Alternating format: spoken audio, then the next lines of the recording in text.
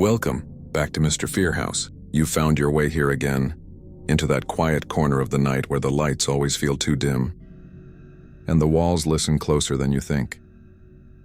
Tonight's theme is Stalker-Exes. 3 true accounts of love that didn't end when it should have, when goodbye turned into watching, and I miss you became something much darker. You'll hear stories of doors left unlocked, phones that ring from unknown numbers, and the feeling that someone still knows your every move, long after you've tried to move on. These aren't ghost stories. These are the kind that breathe just outside your window. And if you think you're ready to listen, remember, most people who find this channel forget to subscribe. Maybe they don't want to be reminded that the next story could sound a little too familiar. What time is it where you are right now? And where are you watching from? Tell me in the comments. I like to know who's still awake at this hour. You might want to leave a light on. Let's begin.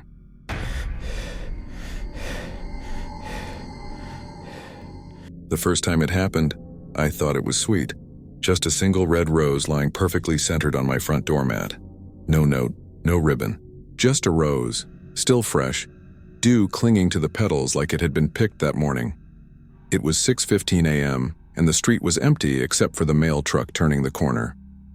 I bent down, picked it up, and honestly, I smiled. I hadn't received flowers in years, not since Liam.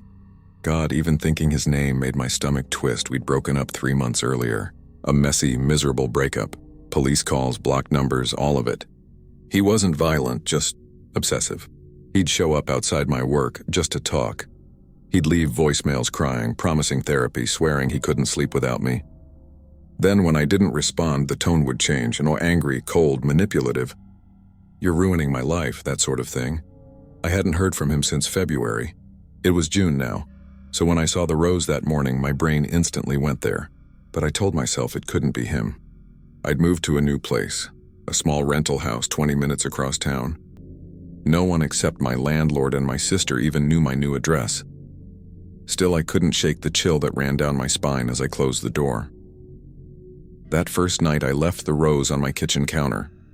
It looked out of place, too red against the pale countertops, like a drop of blood that didn't belong. I remember staring at it while eating dinner, trying to imagine who would have left it. A secret admirer? A delivery mistake? Maybe one of my neighbors, though I barely knew them. The house to my left was owned by an elderly woman named Nancy, who always smelled like mothballs, and to the right, a young couple who fought loudly enough that I heard everything through the wall. No one I'd expect to leave flowers. I went to bed early that night, feeling stupid for letting it bother me. I even told myself I'd laugh about it in the morning. But around 2 a.m., something woke me up, a soft rhythmic sound. Tap, tap, tap. At first, I thought it was rain. I lay there half asleep, waiting for thunder. But the sound didn't spread across the roof. It was focused, faint, and oddly consistent. I held my breath. Tap, tap, tap. It was coming from the front of the house. I slipped out of bed and crept to the window, peeking through the blinds. The streetlight outside cast long shadows across the yard. Everything looked still. The parked cars, the empty road, the trash bins lined up for collection. Then, just as I was about to turn away, I saw it. A silhouette. Tall, thin, standing at the edge of my yard near the sidewalk. Facing my house, not moving, my chest tightened. The streetlight didn't reach their face, but I could see enough. A man, maybe in a dark hoodie or jacket, hands in his pockets, just standing there like he was waiting for something. I froze. Seconds stretched out like hours. I didn't even breathe. Then, without warning, he turned, slowly, and walked away down the street. I stayed at the window until he disappeared around the corner. I told myself a dozen logical explanations. Maybe he was lost. Maybe he was walking a dog I couldn't see. Maybe he was drunk and just stopped to rest. But deep down, I already knew. I could feel it. That low animal panic that tells you when something's not normal. I slept with my lamp on that night.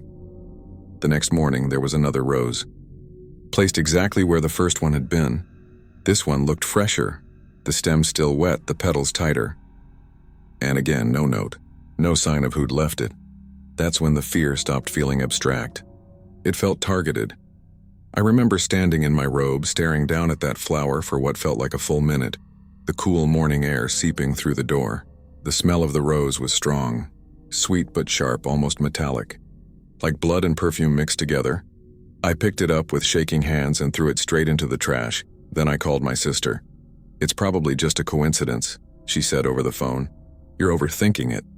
Maybe some kid's prank or a florist mistake." "2 mornings in a row?" I said. "Same spot, same time?" There was a pause. Then she sighed. "Okay, maybe it's Liam, but he doesn't even know where you live, right?" "He shouldn't," I said quietly. That afternoon, I double-checked every lock, tested the deadbolt twice, and made sure the security app on my phone was still connected to the camera I'd installed by the porch. I'd bought that camera mostly for package theft paranoia, but now it felt like my lifeline. For the rest of the day, I couldn't focus on anything. I tried working remotely from my laptop, but my eyes kept flicking toward the front window, half expecting to see movement. At dusk, I made tea and sat on the couch, scrolling through old photos. Me and Liam smiling at the beach, me holding a rose bouquet on my birthday. He'd always bought roses, never any other flower. The memory made my stomach knot. I thought about calling the police, but what could I say? Someone's leaving me flowers? They'd laugh. Or worse, they'd take a report and file it away, useless until something serious happened. So I didn't call. I just waited. And around midnight, while half asleep on the couch, my phone buzzed. A motion alert from the porch camera. My throat tightened. I opened the app. The screen showed my front step, grainy in night vision. For a moment, there was nothing, just darkness, the faint outline of my doormat. Then a figure stepped into view, a man. He moved slowly, deliberately. His clothes looked dark, baggy. His head was tilted down like he was looking at his hands. I could see the faint glint of something long and thin, a flower stem.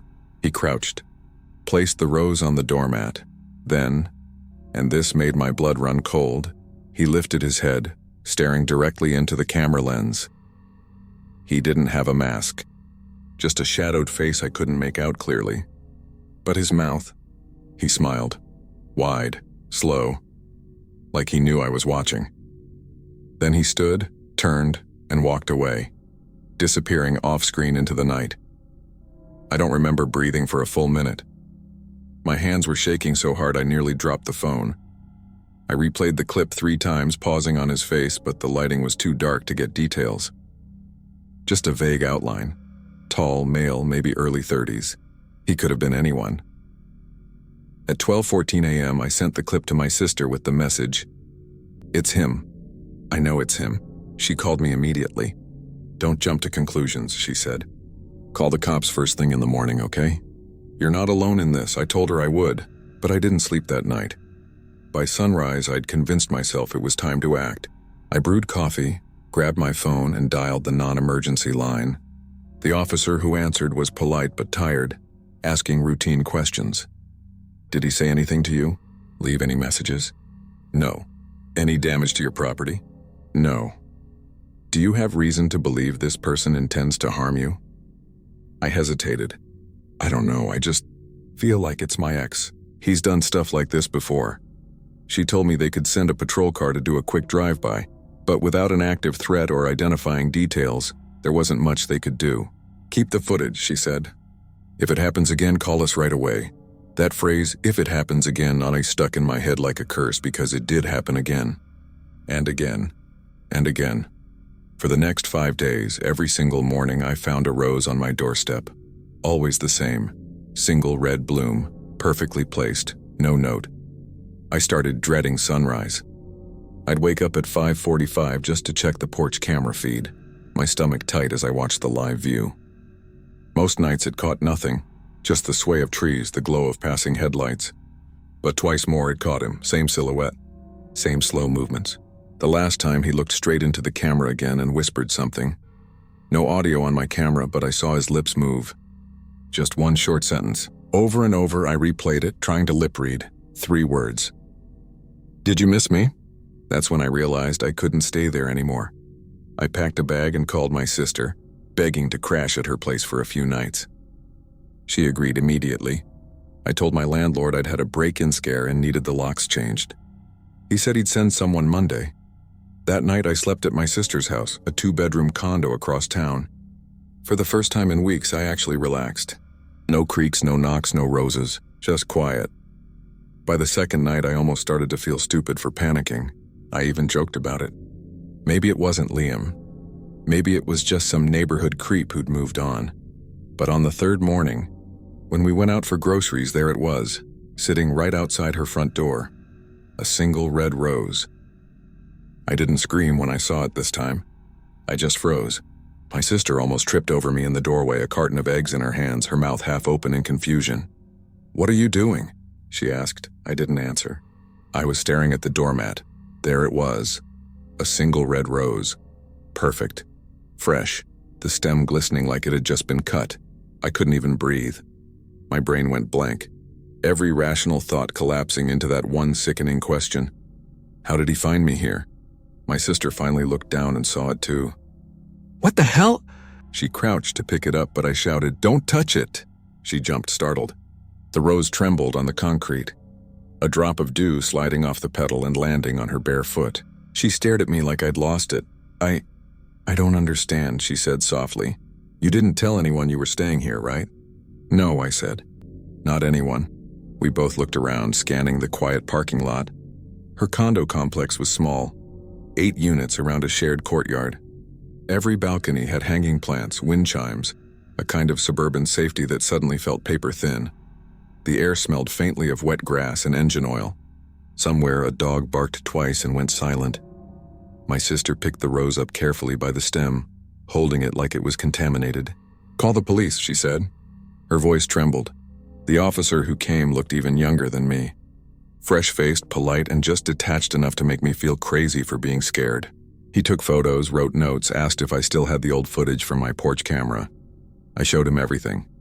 The nighttime clip. The smile. The whisper. He frowned. "You think it's your ex-boyfriend?" "I know it is," I said. He asked if I had any restraining order. I didn't.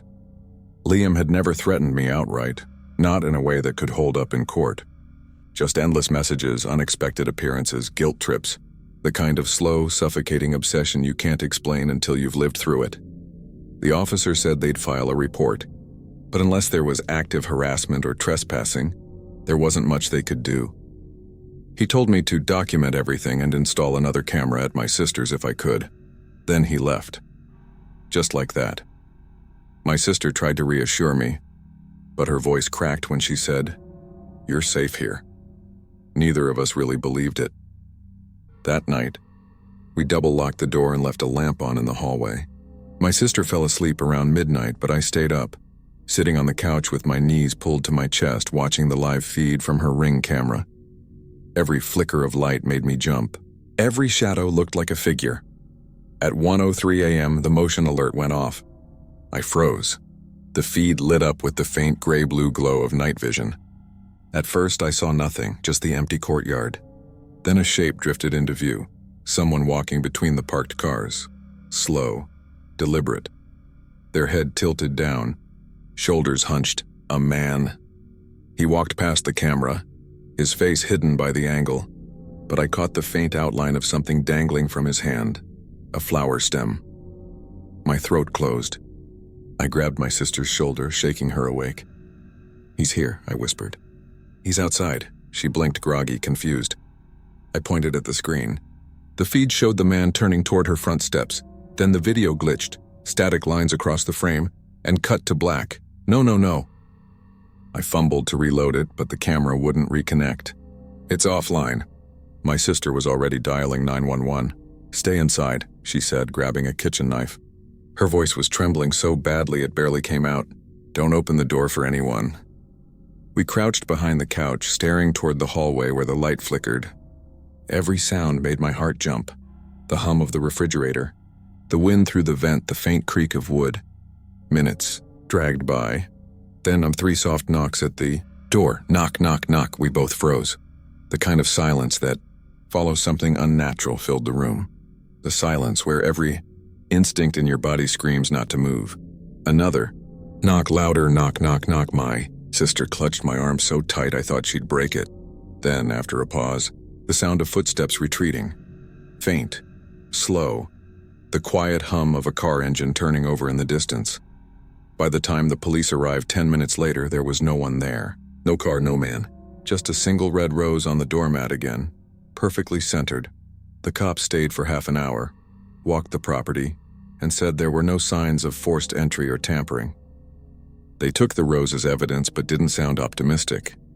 "We'll file this," the older officer said, "and make a note for patrol to keep an eye on the area." When they left, the silence that settled in the condo felt heavier than before. I couldn't bring myself to sleep. My sister finally dozed off at dawn, but I stayed by the window watching the courtyard turn gray-blue with morning light. Every parked car looked suspicious. Every passerby felt like a threat. It was exhausting, the kind of constant fear that doesn't spike and fall, it just hums under your skin like electricity. By the third day at her place, I couldn't take it anymore. I needed control. I ordered new security cameras, changed my phone number, and filed for a temporary restraining order against Liam. The paperwork alone took hours, but holding it in my hands gave me the faint illusion of safety. That night, my sister went to work a late shift, leaving me alone in the condo. She asked if I'd be okay. I lied and said yes. By 10 p.m., the place was silent except for the faint buzz of the refrigerator. I made tea and sat on the couch, refreshing the Ring app every few minutes. Nothing. No alerts. No motion. Maybe he'd finally stopped. Maybe the police visit scared him off. I wanted to believe that. I must have drifted off because the next thing I remember is the sound. A faint, slow creak, the sound of the balcony door. My eyes snapped open. The clock on the stove read 12:46 a.m. Every part of me went cold. The air felt heavier, like the oxygen had been sucked out of the room. I didn't move at first, hoping I'd imagined it. But then I heard it again. Soft fabric brushing against metal, a shoe scuffing the floor. Someone was on the balcony. My phone was on the coffee table just out of reach. Slowly, carefully, I leaned forward and grabbed it. My hands were shaking so hard I almost dropped it. I opened the Ring app, but the front camera feed showed nothing. Of course it didn't. He wasn't at the door this time. He was behind the house. The glass door to the balcony rattled gently, the sound of a hand testing the handle. My pulse roared in my ears. I ducked behind the couch, biting down on my sleeve to muffle my breathing. Another soft creak, the faint sound of the latch moving, then silence. I didn't dare look up. The living room light reflected off the glass, so I couldn't see clearly, but I could feel him. Someone was standing on the other side of that door, watching. A whisper, muffled but close, brushed against the glass. "Did you miss me?" I nearly dropped the phone.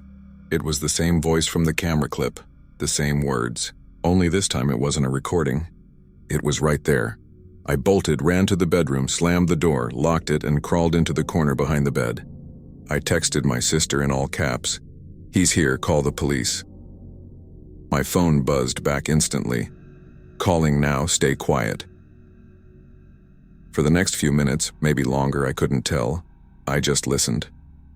Every sound magnified by fear. The faint creak of footsteps on the balcony. A dragging sound like someone's hand brushing the sliding glass, then nothing. When the police finally arrived, I didn't even hear the sirens. I only realized they were there when a flashlight beam cut through the living room. The door was locked. The balcony was empty, but on the outside of the glass and written in something red smeared with a fingertip were 3 words: "I found you." They stayed for hours this time. Checked the whole building, the stairwells, the alley behind the condos. No footprints, no fingerprints, no camera caught him leaving. He was just gone. The officer looked at me with that careful tone people use when they're trying not to sound dismissive. "You're sure this is your ex?" "I'm sure," I said. "He used to leave roses at my old house." "He said they were our thing," he nodded, writing it down. "Do you have any idea how he'd know where to find you here?" I didn't. But later that night, lying awake in my sister's bed, the answer hit me like a gut punch. When I moved into the rental house, I'd posted one photo to my Instagram story, a picture of the front porch, captioned "Finally Home." You could see the corner of the mailbox in the frame. The house number was blurry but not unreadable.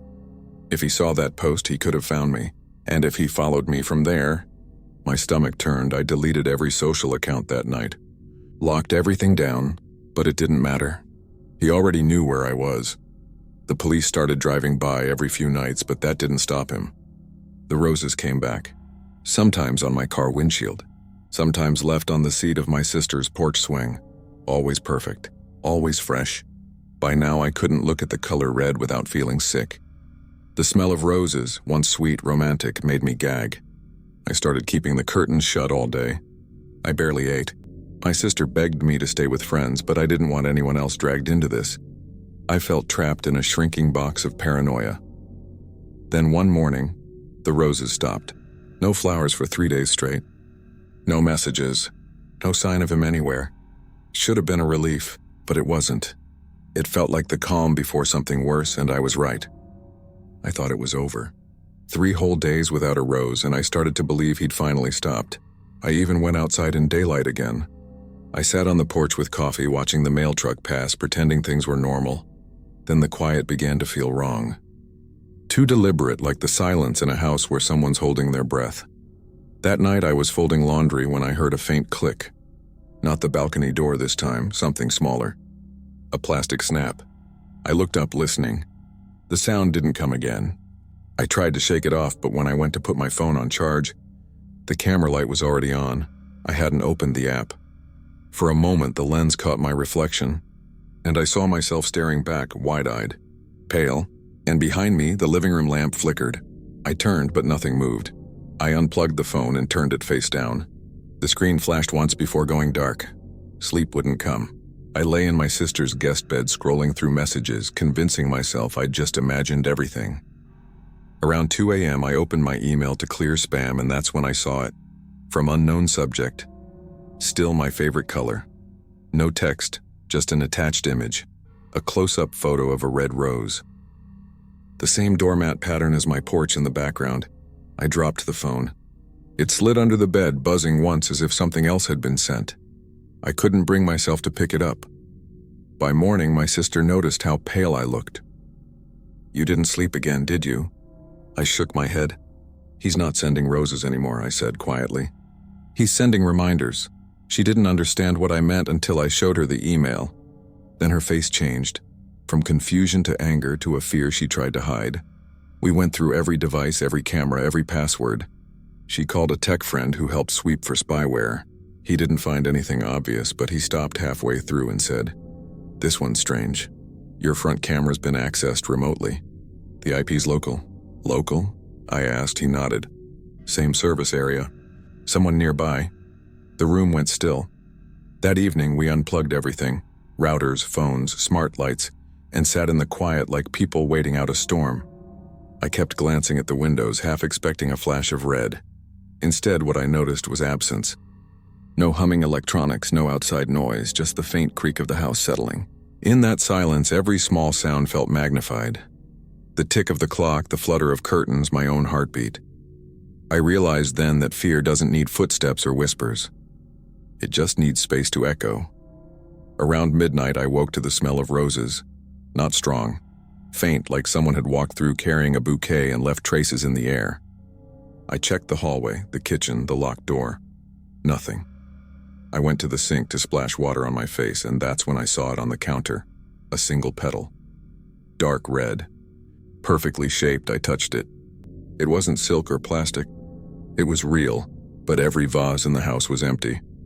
I didn't sleep again after that. I just sat by the window until dawn, waiting for light, telling myself the same thing over and over: he can't get in. He can't get in. He can't. When the sun finally rose, the petal was gone. I don't know if I dreamed it, or if I'd simply stopped noticing where fear ends and reality begins. But outside, on the sidewalk below, there were faint red smudges leading away from the building, like someone had walked off carrying flowers that had begun to bleed. Morning came pale and colorless. I sat at the kitchen table, watching the weak sunlight slide across the floorboards, trying to decide whether the petal I'd found in the night had been real. My sister moved quietly behind me, pretending to make breakfast, but the scrape of the toaster lever sounded too loud. Neither of us spoke much anymore. Every conversation felt like tiptoeing across glass. I told myself I'd go back to my own house that day, to face it, to prove I wasn't trapped by someone else's memory. But when I said it out loud, my sister's eyes widened. "You don't have to," she said. "I do," I whispered. "If I don't, I'll always wonder if he's still there." The road back felt longer than it ever had. My palms left damp prints on the steering wheel. The neighborhood looked the same, tidy lawns, sprinklers ticking in the sun, but the air felt wrong, heavy with something unsaid. My house sat at the end of the street, blinds drawn, mailbox tilted forward like a mouth frozen mid-scream. The front step was bare. No flower. I should have felt relief. Instead, I felt watched. Inside, the air was stale. I hadn't been there in weeks. Dust floated like pale snow in the light from the window.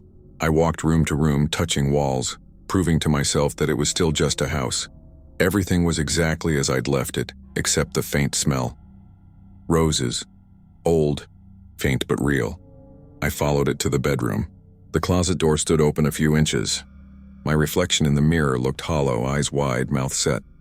I almost didn't open it. But when I did, there was nothing. Just a stack of boxes, winter coats, a half-folded blanket. And wedged between them, a plain cardboard envelope. No name, no return address. Inside were photographs. All of me. Me watering plants on the porch. Me unlocking the front door. Me asleep on the couch, my hair half covering my face. The edges of each photo were smudged, as if handled over and over by the same fingers, and tucked in the very last one, pressed flat and brittle, was a dried red rose. I don't remember driving back to my sister's. She said I was pale, shaking, whispering that I'd found proof. She called the police. They took the photos and promised an investigation. But I could see the same expression on their faces again. Sympathy mixed with skepticism. The polite mask people wear when they think you might be unraveling. For the next few days, I lived in half-light. I kept the curtains closed, the phone off, the TV muted. Without sound, even normal things looked sinister. Steam curling from the kettle, the blinking router light like a heartbeat. I tried to write everything down. Dates, details, times, but my handwriting shook. It started to look less like notes and more like confession. The therapist my sister found said trauma sometimes loops. Your brain replays fear until it feels real again. I nodded and agreed to try grounding exercises, but the truth was simpler. Fear was real. You could taste it, smell it, even after the threat was gone, especially after. On the fifth night back, the condo power flickered. Just once, lights dimming, refrigerator sighing, then normal again. When the power returned, the living room lamp buzzed faintly, and the bulb gave off a dull red glow before brightening to white. My stomach turned at the color. I told myself it was coincidence, the filament burning out. Then my phone, turned face down for days, lit up on the counter. New email. The sender field was empty. The subject line read, "You kept the first one, I didn't open it." I couldn't. I just sat there staring at it until the screen went dark. My sister found me like that an hour later, still frozen, still staring. She deleted the message before I could stop her. "It's done," she said firmly. "You're cutting him off completely." I wanted to believe her. Weeks passed. No roses, no messages. I moved again. New address, new job, new number. The police said they hadn't been able to trace the IP from the email. It was routed through an anonymous server. Their advice was to focus on recovery, so I did, or tried to. I joined a support group for people with similar experiences. We met in a church basement every Thursday. The stories all sounded different but ended the same way. You never really stop looking over your shoulder. I started sleeping with a nightlight again. At first it embarrassed me, but soon the soft orange glow became a comfort. Light meant proof. Proof that the room was empty. Some nights I dreamed of roses, endless rows of them, their stems growing through floorboards and wrapping around my wrists. When I woke, I could still feel the phantom pressure of thorns. One rainy evening, months later, I came home from work and found an envelope taped to my apartment door. No name, just the number of my unit scrawled across it. For a full minute I stood there, keys trembling in my hand. My brain whispered all the possibilities. Mail mix-up, flyer, nothing important. I peeled it off carefully. The paper was damp but intact. Inside was a printed photograph. It wasn't me this time, it was a photo of a doorway. My doorway. And on the mat a single red rose, except this one wasn't new. The petals were blackened and curling inward like it had been burned. No words, no threat, just that image. I turned it over. On the back in faint pencil was one sentence. Some memories don't die.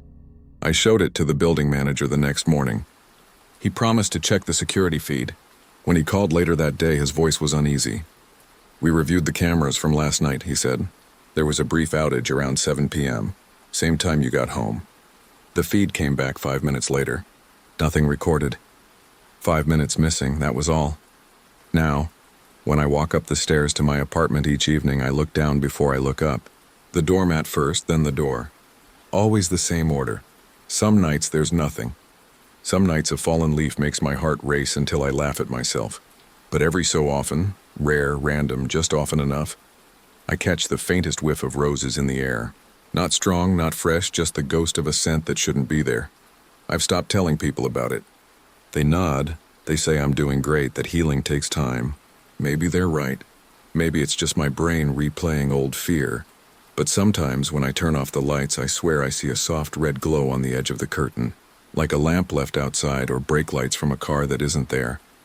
And on those nights, I whisper to myself the only words that still make sense. He doesn't have to come back. He never really left.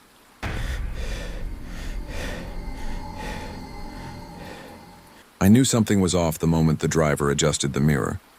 Not the way most rideshare drivers do it. Quick, professional, but slow, deliberate, until our eyes met for half a second too long. I looked away first. Always do. The city lights stuttered across the windows, flashing red, yellow, green in the rain. Inside the car, it smelled faintly of coffee and lemon wipes, a mix that should have felt normal. Safe, even, but it didn't. The mirror shifted again. He said nothing. The navigation voice filled the silence. In 600 feet, turn right on Whitaker. His hands rested loose on the wheel, nails trimmed, a small scar on the knuckle of his thumb. Tiny details that felt too close once you noticed them. I told myself I was just tired.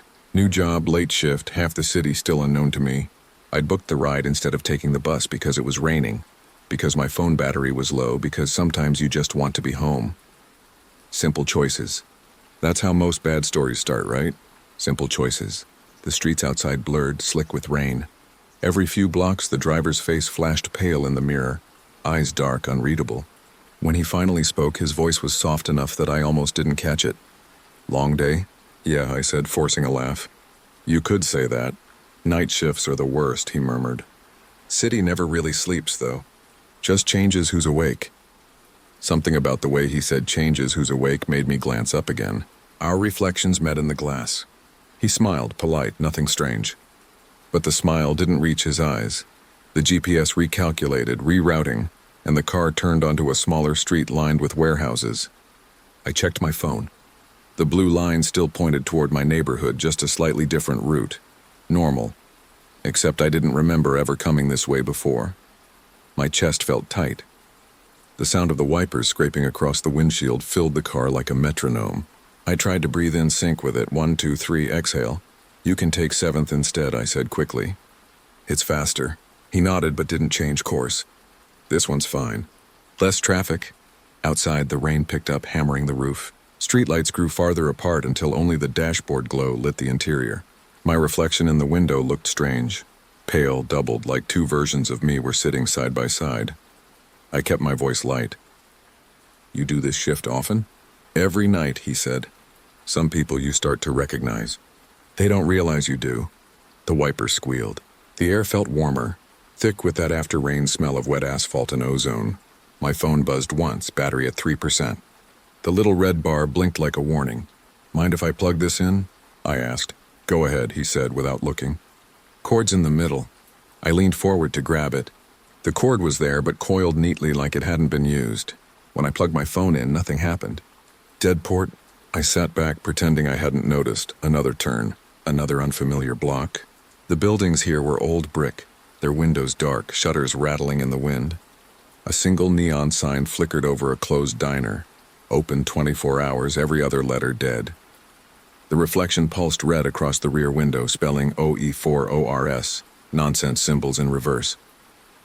I looked up again. He was watching me through the mirror, not directly, more like he'd caught himself halfway between glances. But his eyes stayed there a beat too long. The kind of look that feels like static in your bones. My voice cracked when I spoke. Can you tell me how much longer? He blinked slow, then smiled again. Not far. 15 minutes, maybe less. The mirror shifted a third time, tilting slightly down. I could see more of my face now, less of the road. My reflection looked washed out under the overhead light like I was fading into the glass. I tried to focus on the window instead, on the rain streaks, on anything but that mirror. But even when I looked away, I could feel his eyes there, hovering just over the edge of sight. A red light finally stopped us at an intersection. I exhaled for the first time in what felt like minutes. The cross-street sign read Darrow and 5th. I pulled the map back up on my phone. The little blue dot hesitated, spun twice, and then froze. No signal. The light changed. We rolled forward. He turned the radio on. Low, old static, a song half drowned by fuzz. It sounded familiar, something from years ago. I couldn't name it, but the melody tugged at me, unsettling in its softness. You like old music? He asked. Sure, I said, though my throat was dry. My dad used to play this one. Long drives out of town. Funny how songs stick around longer than people. His reflection smiled at his own words. Mine didn't. We passed a row of shuttered shops.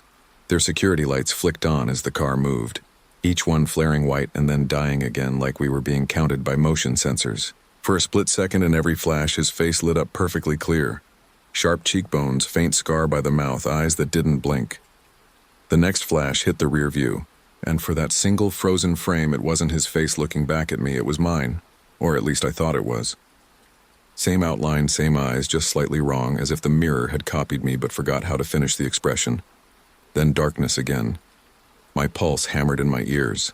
I told myself I'd imagined it, a trick of the light, reflections layered in wet glass. That was easier than the other option, that the mirror was showing something it shouldn't. We merged onto a busier road at last. Familiar storefronts reappeared, the glow of a gas station sign. My phone blinked back to life at 1% and the blue dot jumped ahead on the route. Only 2 blocks from home. Relief hit so hard it almost hurt. Here's fine, I said quickly. I can walk from the corner. He didn't slow down at first. Then, without a word, he pulled to the curb. The meter beeped, ending the ride. I fumbled for cash, dropped a bill, mumbled thanks. The door handle was cold under my hand. Before I got out, curiosity or fear made me glance one last time at the mirror. Just a reflex, a way to prove to myself everything was normal. He was smiling again, both hands on the wheel. But the angle of the mirror had changed. It wasn't reflecting me anymore. It was turned toward the empty back seat. I stepped into the rain and shut the door. The car idled for a few seconds, taillights glowing through the mist, then rolled away down the street. By the time I reached my building, the sound of the engine had faded. I looked back once. The road was empty, but when the elevator doors closed and my reflection blinked in the mirrored panel, my stomach dropped. There was moisture on my cheek, 3 faint, perfect raindrop circles shaped exactly like fingerprints. I didn't sleep that night. Every time I closed my eyes, I saw the rearview mirror, floating in the dark, catching faces that didn't belong to it. By sunrise, I'd convinced myself it was exhaustion. People see patterns when they're tired. That's what I told myself while I made coffee strong enough to sting. The rain had cleared, leaving the city too bright, too loud.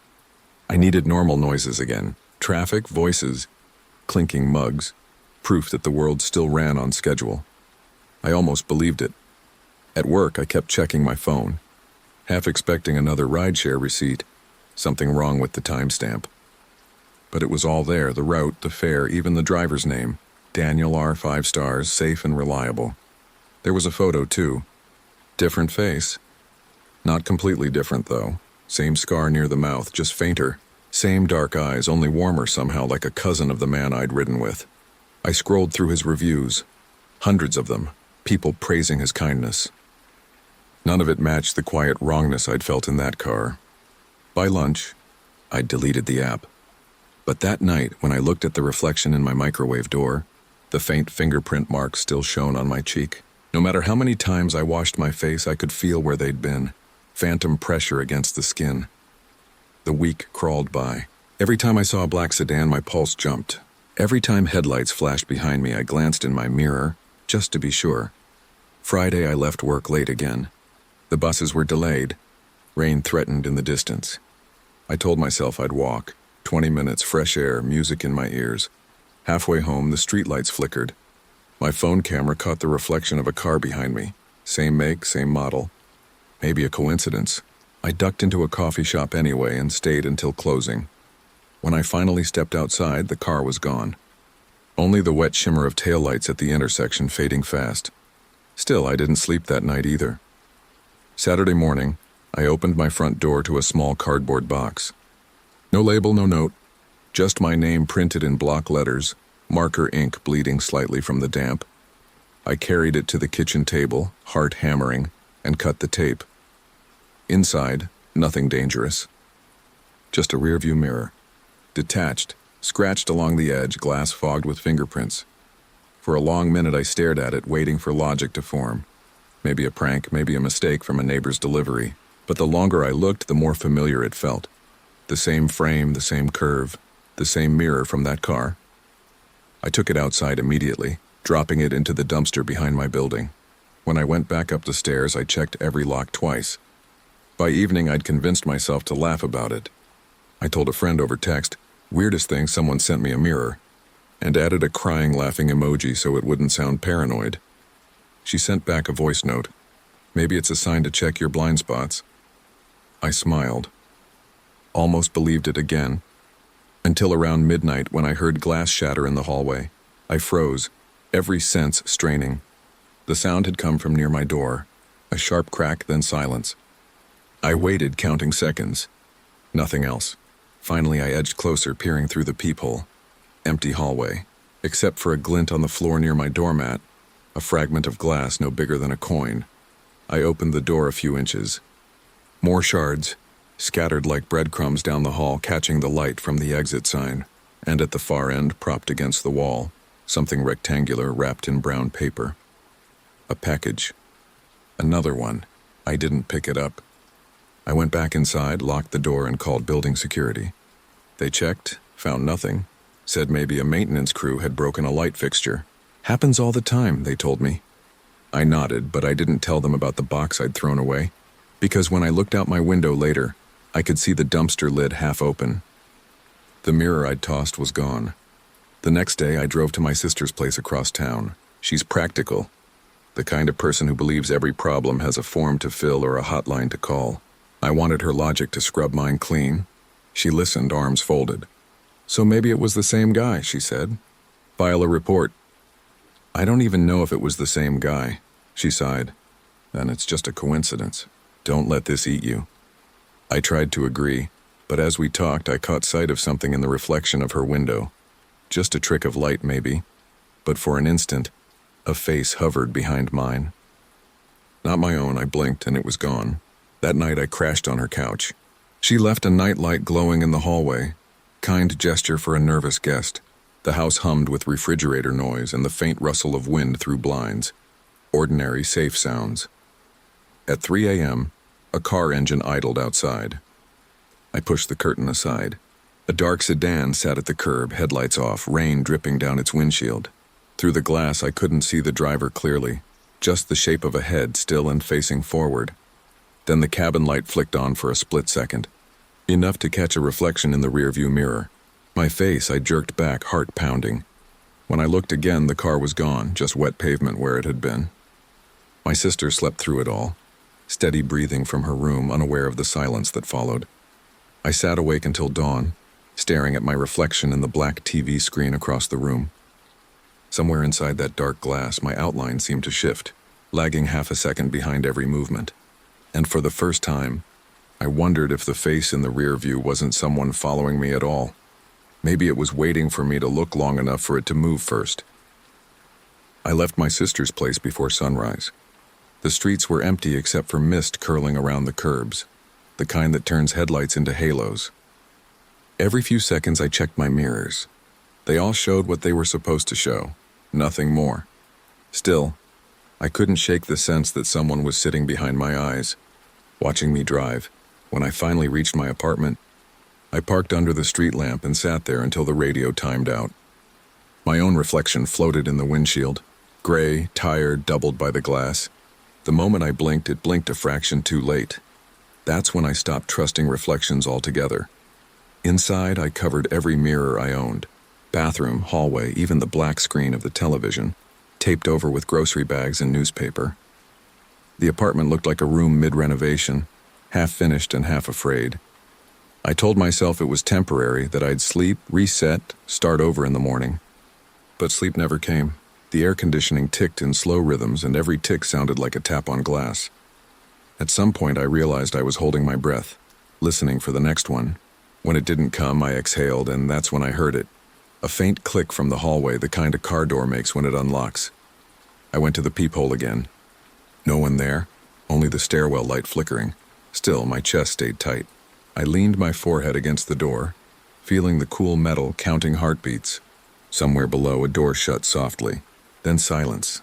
Back in the kitchen, I poured water just to hear a normal sound. The faucet hissed. Steam rose. The smell of metal filled the air. My reflection shimmered faintly on the window above the sink. I had forgotten to cover that one. The glass fogged from the heat. For a second, my own face blurred into nothing but outline. When the fog cleared, another face looked back. Same eyes, same scar near the mouth, but smiling. I dropped the glass. It didn't break, just rolled away, leaving a wet ring on the counter. When I looked again, it was only me. By mid-morning, I'd packed a bag. Work could wait. Reality could wait.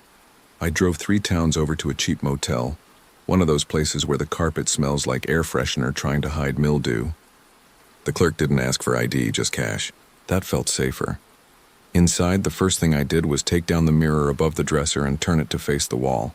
Then I opened my laptop to search for mirror delusions, reflection hallucinations, anything that could make this make sense.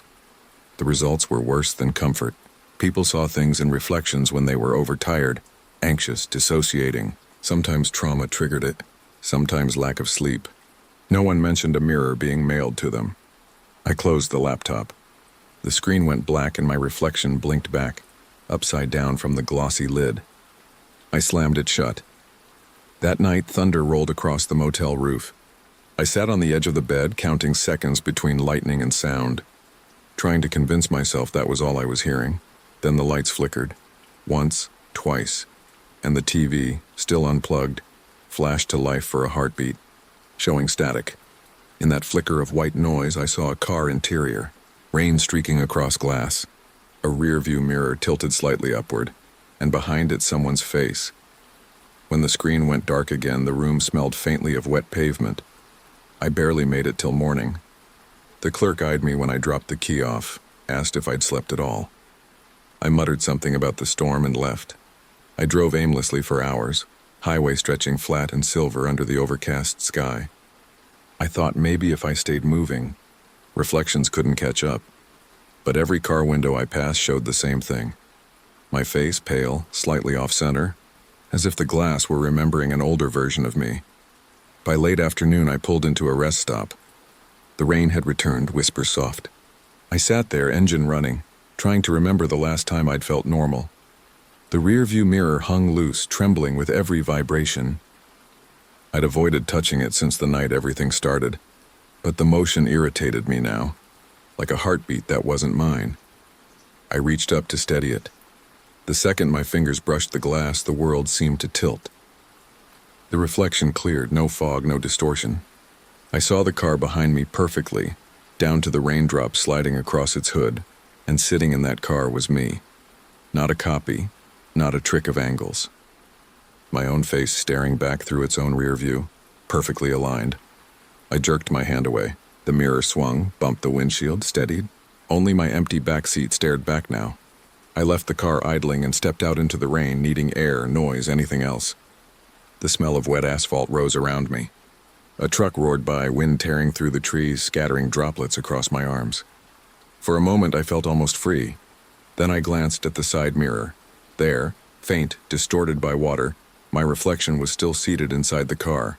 Smiling, I ran. Not far. Just to the edge of the rest area, where the vending machines hummed and the fluorescent lights buzzed like insects. The reflection followed, faint in every shiny surface, the metal trash bin, the glass of the soda machine, even the puddles on the ground. No matter where I turned, my own face looked back a split second too late. That's when I realized it wasn't watching me. It was waiting for what I didn't know, but I could feel the space between the blinks getting shorter, as if it was learning to move with me. By the time I drove off again, the sky had gone dark. Rain blurred the world into streaks of gray and red taillights. I tried not to look at the mirrors at all, staring straight ahead, whispering street names under my breath like prayers. Still, out of the corner of my eye, I could see movement. Not from outside the car, inside the glass, like ripples spreading outward, waiting for me to turn my head. I kept driving until the fuel light came on. When I finally stopped, I left the key in the ignition and stepped into the downpour. The car behind me stayed dark. Its engine was off, but in the faint reflection of the window I saw the mirror tilt on its own. Slowly, precisely, angling itself back toward me. I didn't remember driving home. The last clear memory was the highway turning into a silver ribbon of rain, and then headlights flaring, and then nothing but the sound of tires sliding through puddles. When awareness returned, the car sat still at the curb outside my building, engine off, keys in my lap. The clock on the dash blinked 3:03 a.m. My hand shook as I opened the door. Cold air hit like water. The whole street was quiet except for the hum of a streetlight overhead. The light flickered, matching the rhythm of my heart. I told myself I'd imagined everything, the other face, the mirror turning, but when I leaned in to grab my bag, I saw that the rear view had been pulled clean off the windshield. The base hung like a loose tooth. Someone or something had snapped it free. I took it upstairs anyway. Habit, maybe? The mind clings to evidence even when it hurts to look. Inside my apartment, the air felt thinner, quieter. The taped-up paper sheet still covered the mirrors, curling at the edges. I placed the broken rear view on the kitchen table, face down. I could feel it there, heavy as guilt. For hours I just sat listening to the refrigerator hum to the sound of my own breath. At dawn, curiosity won. I flipped it over. No reflection at first, just darkness. Then the glass began to clear slowly, as if fog were evaporating from the inside. My apartment appeared in miniature. Table, chair, window. And me. But in the reflection, I wasn't sitting still. I was smiling. The smile didn't fade when I turned away. I tested it, looked back, looked forward, blinked, even left the room. Every time I returned, the image of me inside the mirror was waiting, a few inches out of sync. When I lifted a hand, the reflection lifted its hand a heartbeat later. When I frowned, it kept smiling. I pressed a fingertip to the glass. It felt colder than it should, like the temperature of night air. My reflection leaned closer until our faces almost touched. Then, very gently, it breathed. The glass fogged from the inside. I staggered back, knocking the chair over. The sound broke the stillness, and with it came another noise. Soft, deliberate taps echoing through the apartment. Not from the window, not from the door, from behind the covered mirrors. Each sheet of paper shivered, corners lifting, like something underneath was tracing the outline of its own prison. I backed toward the hallway, pulse hammering. The tapping stopped all at once. Silence. Then from the kitchen, a faint scraping sound, the mirror sliding across the table by itself. I didn't stay to see more. I grabbed my bag and ran down the stairs out into the morning gray. Rain had started again, thin needles against my jacket. I crossed the street without looking back. A bus idled at the corner, engine growling, doors open. I climbed aboard and sank into a seat halfway down.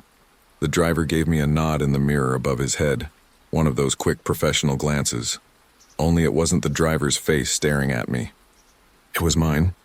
I jerked forward, but the reflection didn't change. The eyes in the mirror stayed locked on mine, calm, almost patient. The driver's voice came faintly through the noise of the engine. "You all right back there?" I couldn't answer. My reflection blinked once, slow, deliberate. And then the mirror shifted, tilting down until it no longer showed me, but the empty seat beside me. The bus rolled on through the rain. Outside, glass storefronts slid past, each one catching a ghost-thin copy of my face. Every reflection lingered a little longer than it should, as if time were stretching to let them wave goodbye. When I finally looked down, the surface of the window beside me showed nothing at all. No face, no outline, just the city lights smeared into color. I thought maybe that meant it was over. Maybe the thing in the mirrors had followed me long enough to take my place. Maybe that was the trade. Back home, days later, weeks maybe, I can't use any reflective surface without flinching. I keep the lights dim, the curtains closed.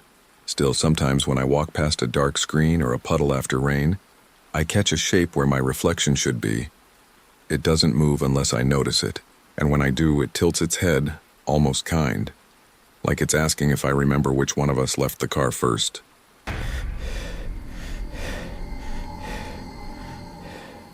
The first time I saw movement in the window across from mine, I thought it was my own reflection. Same height, same rhythm, like a shadow keeping pace with me. It was late after midnight.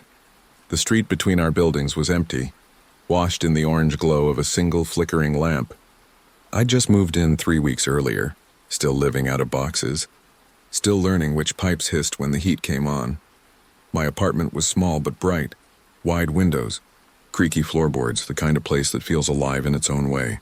I used to like the sound of the radiator at night. It kept me company. Then I noticed the person across the street. At first, they were just a silhouette framed by the opposite window. They stood too still to be casual, facing outward like someone waiting for a cue. I remember thinking they must be watching the rain, or maybe they were on the phone. But when I lifted my coffee mug, the figure lifted something too, a cup maybe, and tilted it at the exact same angle. I lowered mine. They lowered theirs. The window glass blurred with drizzle, but I could swear they were smiling. The next night, I left the blinds half closed. You tell yourself it's silly, that windows face each other in every city, that people look out all the time, but I kept checking. Every time I passed the living room doorway, my eyes went straight to that rectangle of light across the street. Sometimes the window was dark. Sometimes it wasn't. When the light was on, I saw the same outline, a person standing near the glass, one hand resting on the frame, head tilted slightly to the side, like they were listening. By the end of the week, curiosity had replaced fear. I convinced myself to look closer. I turned off my own lamp so the reflection wouldn't glare, then stepped to the window. The air outside was cold enough to fog the glass. Across the street, the window was wide open. Curtains barely moved in the breeze. The figure was gone. What caught my attention instead was the faint blue glow from inside. Television light. I could make out the corner of a couch, a shelf of books, maybe a plant.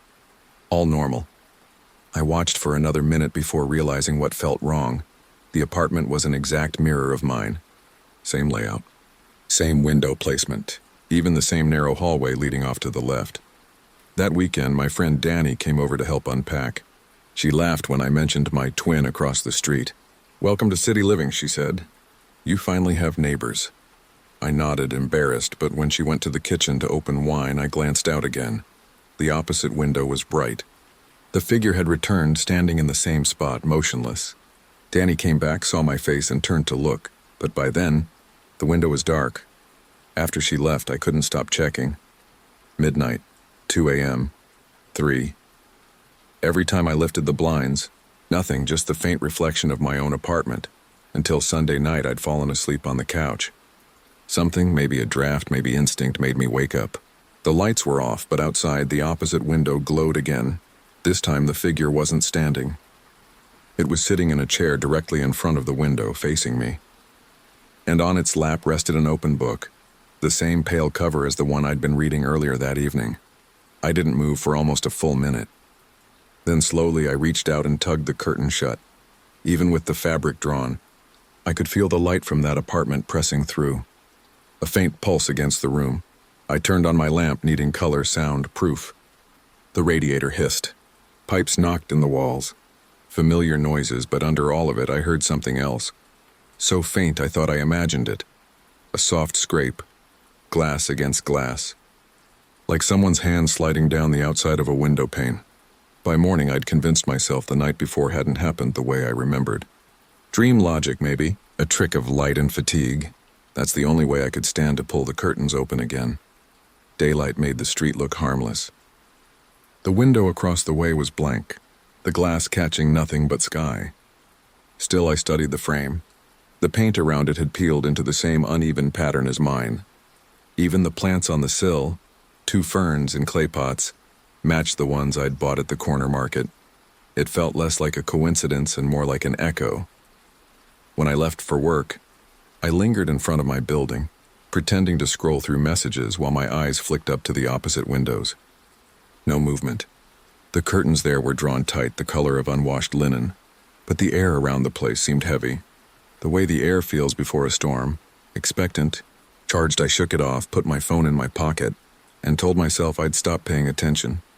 That evening, I noticed something small but unmistakable. One of my ferns. The one by the left window had been turned slightly.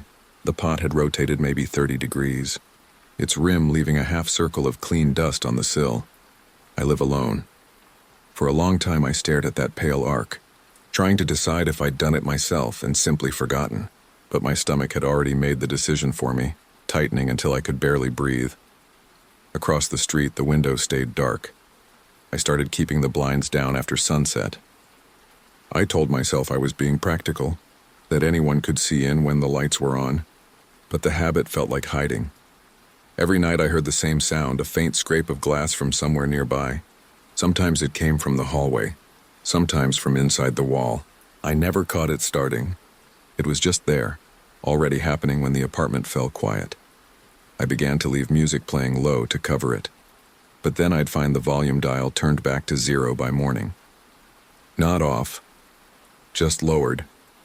The first time I noticed that, I laughed out loud, the kind of laugh that sounds like testing if your voice still works.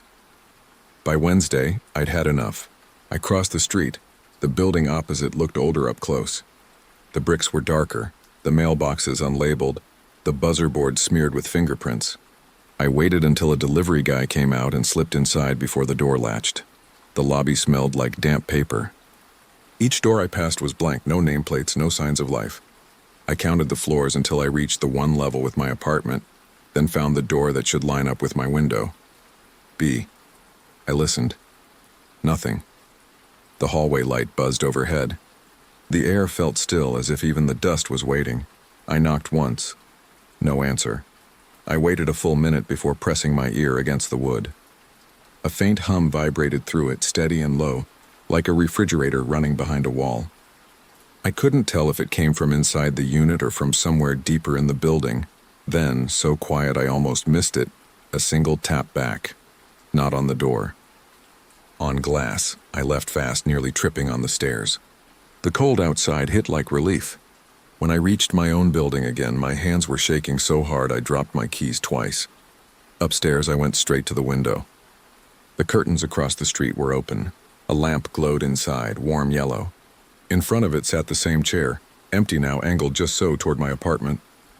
And on the sill next to it, my missing fern, or a copy of it. The same shape, same uneven tilt of leaves, same chip in the pot's rim.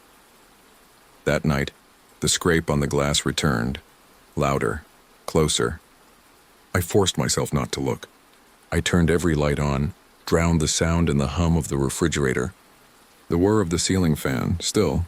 The noise threaded through all of it, slow and steady, until my heartbeat matched its rhythm. When it finally stopped, the silence was so complete it made my ears ring. I dared to glance at the window.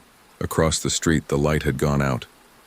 But in the dark glass, the faintest reflection of my own room shimmered back at me. Except in that reflection, the curtain on my side was open. I froze. I hadn't touched it, and then, just as my mind registered that impossibility, I saw it. My reflection moving closer to the glass.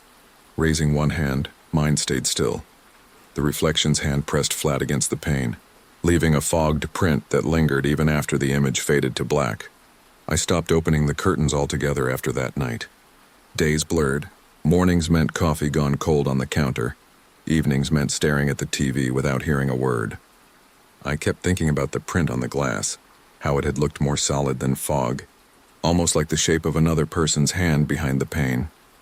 I told myself reflection was just physics and fear was just imagination. Both lies worked until dark. On Thursday, maintenance came to fix a leak in the bathroom ceiling. While he worked, I hovered in the doorway pretending to read emails. He was the first other human in the apartment in days, and the normal sound of his radio made the place feel safe again. Then he frowned up at the ceiling. "Did you ever live across the street?" he asked. The question landed strangely. "No, why?" He shrugged, wiping dust from his hands. "That building's weirdly empty. Looks like it should be a twin copy of this one. Same wiring layout, same blueprints." The word twin stayed in my head long after he left. That night, curiosity beat caution. I opened the curtain an inch. The opposite window was glowing again. The chair still faced me, and in it sat a figure outlined by light. I couldn't see the face, only the faint shimmer of movement, like breathing. Something inside me wanted to test the boundary between what was real and what wasn't. So I lifted my phone, switched to the camera, and zoomed in. The pixels broke apart before I could focus, but I could make out enough. Someone was holding up a phone too, angled toward me. For a moment, we both stayed like that, capturing each other. Then my screen blinked once, and a second later the feed filled with my own living room. My couch, my lamp. But I hadn't turned the camera around. I dropped the phone. It hit the floor face down, buzzing. When I picked it up again, the screen was black. The next morning, I tried logic. Maybe someone was projecting a video through their window. Maybe there was a camera lens reflection bouncing from somewhere. I wrote it down in a notebook, listing every plausible reason. Halfway through the list, I heard the sound again. The scrape of glass, but this time from behind me. The mirror in the hallway trembled slightly on its hook, as if something had brushed the frame. I covered it with a towel. That evening, Danny called. I almost didn't answer, but her voice cut through the fog in my head. "You sound like you haven't slept," she said. "I'm fine. Just work stuff. Open a window, breathe. You get weird when you don't go outside." After we hung up, I forced myself to step onto the fire escape. The metal was cold under my bare feet. City noise drifted up, sirens, someone laughing, traffic humming like electricity. For the first time in a week, it felt like I lived in a normal world again. Then I glanced across the street. Every window in that building was dark except one, mine. It was glowing from the inside, even though I'd turned every light off before coming out. I went back inside fast. The lamp by the couch flickered and steadied as soon as I closed the door. Heart pounding, I checked each room, empty. Curtains drawn. The air smelled faintly of dust and rain. Still, I couldn't shake the sense that someone had just stepped out, that if I turned quickly enough, I'd catch the tail end of movement disappearing through the wall. I started unplugging things, the TV, the router, even the microwave clock. Anything that could cast light or a reflection. By the time I finished, the apartment was almost silent except for the hum of the radiator. The dark pressed close, but at least it was my dark. Sometime near dawn, I woke to soft tapping, steady, measured, coming from the window. I didn't move. It wasn't raining. The sound went on for maybe 30 seconds, then stopped. I counted to 60 before daring to look. The curtain had a faint bulge where the fabric brushed the glass like something leaning against it from the outside. I whispered into the dark, "What do you want?" No answer. Only the quiet hiss of heat moving through pipes, and then, fainter than a breath, a voice that might have been my own, repeating the question back. I spent the whole next day watching light move across the curtains. When morning came, it felt thin and unreal, like the world outside the glass had flattened into a photograph. I kept expecting the fabric to twitch, to show a shadow behind it, but nothing moved. By afternoon, exhaustion blurred the edges of everything. I sat on the floor with the notebook open in front of me, reading my own notes. Reflection, projection, echo, coincidence. Each word looked smaller than when I'd written it. None of them explained the voice that sounded like mine. I needed proof of something solid. At dusk, I finally did what I'd promised myself I wouldn't. I opened the curtain. The window across the street was bright again. Same warm light. Same chair facing forward, but this time no one sat there. The air outside was still. Then the lamp flickered once, twice, and the figure appeared. Not as a person stepping into frame, but as if the space itself darkened until it formed a shape. My own.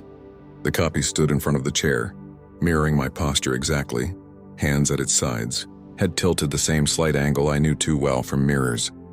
For a moment I thought it was a reflection bouncing from my window. Then it moved first. I backed away, heart thudding hard enough to make the room blur. Every logical thought I had dissolved under the sound of blood in my ears. I tried to close the curtain, but my hand hesitated halfway. Because if I did, I'd never know if it kept watching. The figure lifted one hand and pressed its palm against the glass. I felt a chill roll through the room as if the air had shifted pressure. On my own window, faint fog bloomed in the same spot, matching the outline of its hand. I whispered again, "What do you want?" The shape's mouth moved, but no sound reached me. It leaned closer until the features blurred into light. For a second, I thought I saw my apartment reflected behind it, my couch, my lamp. But the furniture was reversed, as if I were staring through a looking-glass world where everything had quietly traded places. Then the lamp behind the figure went out. Darkness swallowed both rooms at once. I dropped to the floor, breathing hard, counting seconds. When I dared to look up, both windows were black rectangles, nothing. No glow, no shadow. Just the ordinary city night, thick with quiet. I told myself that was the end, that whatever was happening needed light to exist. 2 days passed. The scrape on the glass never came back. The radiator hummed the way it used to. I started moving normally again, eating, answering texts. By Friday, it almost felt safe to open the curtains during the day. Across the street, the apartment looked different now. Empty. The windows were bare, showing nothing but walls painted a dull gray. I watched long enough to see dust drifting through the sunlight like static. For the first time in weeks, I laughed out loud. It was over.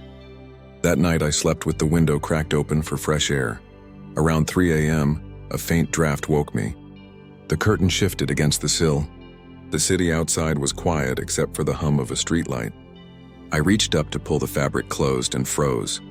There, on my own windowsill, sat 2 small clay pots. Ferns. The soil was damp, as if freshly watered. I looked across the street. The opposite window was still empty, but I could see my reflection faintly in the glass. It smiled first. I left the apartment the next morning. No suitcase, just a bag of clothes and my phone. The super asked if I was breaking the lease. I told him I'd be back after a few days. I knew I wouldn't. That was 3 weeks ago. I'm staying with Danny now. Different neighborhood, different street. The windows here face an alley, nothing more, but sometimes, when the lights are off and I walk past the dark TV screen, I catch a shimmer that doesn't belong to me. Someone standing a few feet closer to the glass, head tilted, patient, waiting to see if I'll wave back.